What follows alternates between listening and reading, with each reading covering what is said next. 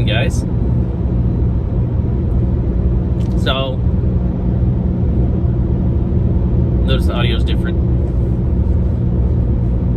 So I have a Bluetooth receiver in my car built in, sort of, for my music. And it's got a built-in mic. That's where all the loud noise comes from my car. Turned off Bluetooth. Doesn't seem to be bad. Only because I lost the receiver for my my lapel mic. Or seatbelt mic. So I was going to start a series on my tour overseas, my tour in Iraq, and what led up to it. I think I'll start with where I was on 9/11. Maybe even a little before. Yeah. So I was visiting a friend, and he was talking to the recruiter. Put it simply, the recruiter talked to me, found out I was an Army rat, and latched right on. I signed up, 13 Romeo, firefighter radar operator. I asked for computers. I got computers. At this point, they're 70-year-old computers. And then they were 50-year-old computers, if you can call them that. Attached to field artillery units to track incoming and outgoing artillery and mortar rounds. So pretty high priority targets. At least whenever we're in the training sessions in Fort Irwin.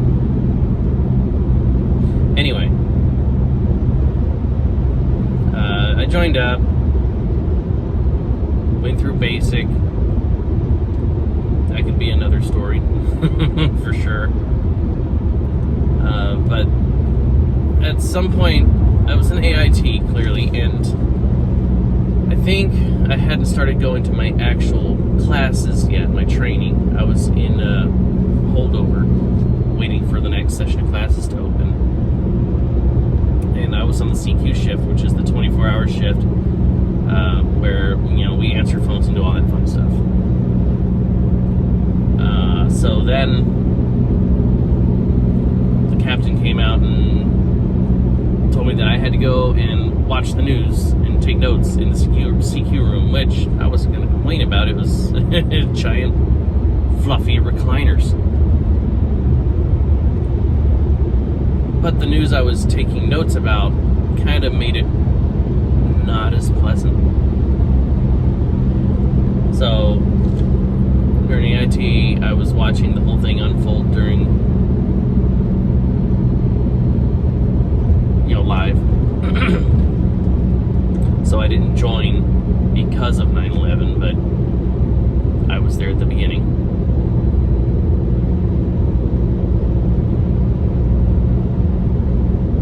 I mean, I guess that's really it. It was a very surreal moment as those who know of it, because we're 20 years out plus. So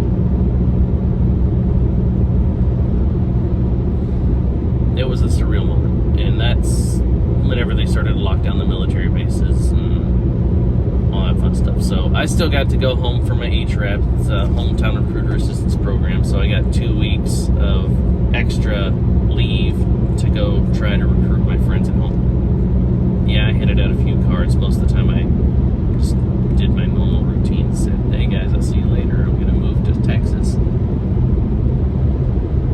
Anyway, then there's the Garrison story that leads to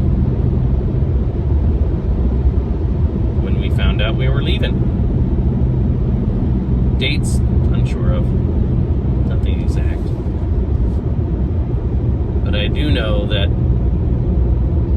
we started hearing whispers of, yeah, we might be going over there to Saddam Hussein and this and that.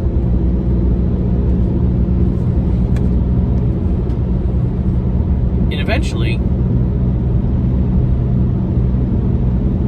we got word that it's official. I called my parents, I told them, hey, we're going out. Don't know how long we'll be deployed. And then, those who remember, Just remember that there was equipment being held over by Turkey that wouldn't allow the military to go through Turkey. So our equipment sat. Yes, that was mine. And I was stationed with 4th Infantry Division, based in Fort Hood, Texas. I think they also have a unit in Fort Carson, but that's neither here nor there.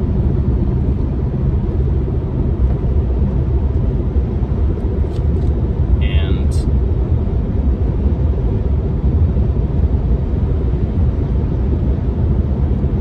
I remember railheading the equipment. That was just 3-4 weeks of getting our stuff packed up, secured,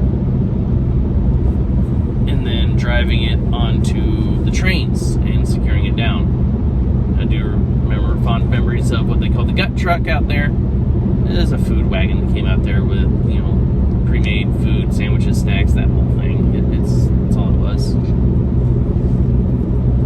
But after we no longer had our equipment, there was not much to do because we had no equipment. So we'd have formation in the morning, and it was okay.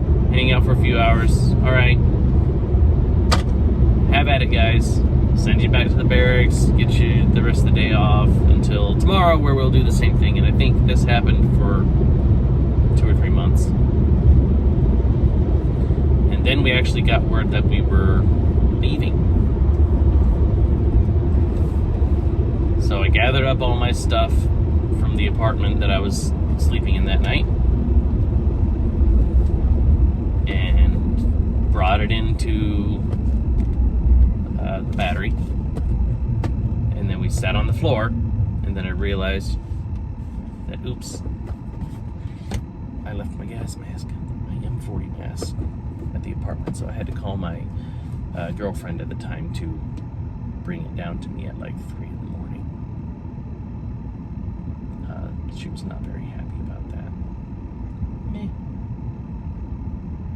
So we sat on the barracks floor, not the barracks floor, the CQ room floor for a couple of hours until the bus arrived in the back parking lot and took us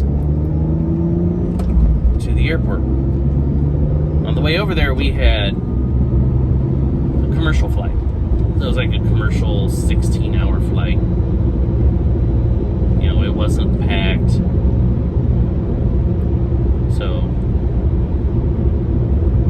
the life of luxury. So we had the whole plane to ourselves, not like just a platoon or unit. I can't remember how many people there, but there was enough room that if you wanted to, you could stretch out across all the seats and take a nap, watch all the movies, all the things.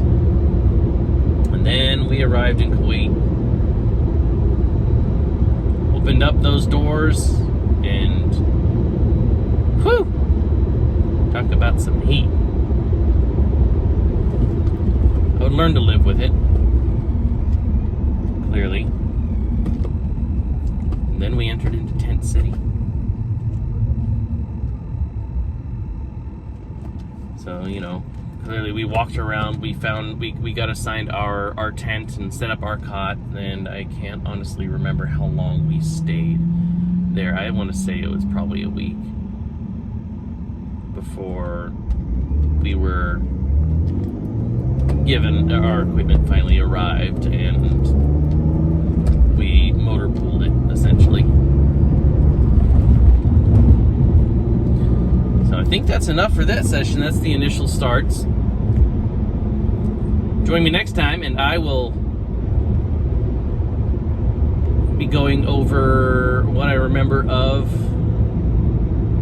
crossing the berm. The first entry into Iraq from Kuwait. So I hope you guys get something from this. And, hey, like, share, subscribe. I will talk to you guys soon.